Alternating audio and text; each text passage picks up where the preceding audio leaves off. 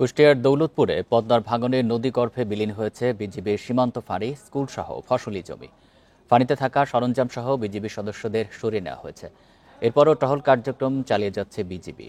ভাঙনের কারণে বিদ্যুতের লাইন ক্ষতিগ্রস্ত হয় প্রায় 10 দিন ধরে অন্ধকারে পুরো এলাকা। এ নিয়ে আরও জানাতে কুষ্টিয়া থেকে যুক্ত হচ্ছেন সহকর্মী মিলনুল্লাহ। মিলন, বিজিবি ফাঁড়ি তো নদীগর্ভে বিলীন হয়েছে, এতে করে তাদের টহল কার্যক্রমে কতটা ব্যাঘাত হচ্ছে জানাবেন।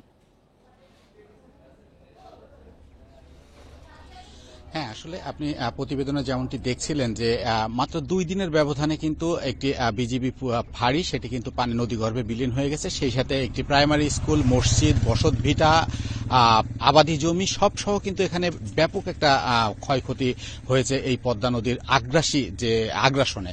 তো আসলে আমরা এই ব্যাপারে বিজিবির যারা কর্মকর্তা আছে তাদের সাথে কথা বলেছিলাম যে আসলে আপনি প্রতিবেদনে যেমনটা শুনছিলেন যে এই এলাকাটিতে কোনো তারকাটা বেড়া না থাকার কারণে কিন্তু অনেকটাই উন্মুক্ত এবং এখান থেকে কিন্তু পায়ে হেঁটেই পার্শ্ববর্তী যে দেশ ভারত এখানে যাওয়া যায়। তো সেই কারণেই কিন্তু এইসব এলাকাতে মাদকদ্রব্য চোরাকারবারি যারা আছে এদের দৌরাত্ম্য কিন্তু এখানে বেশি।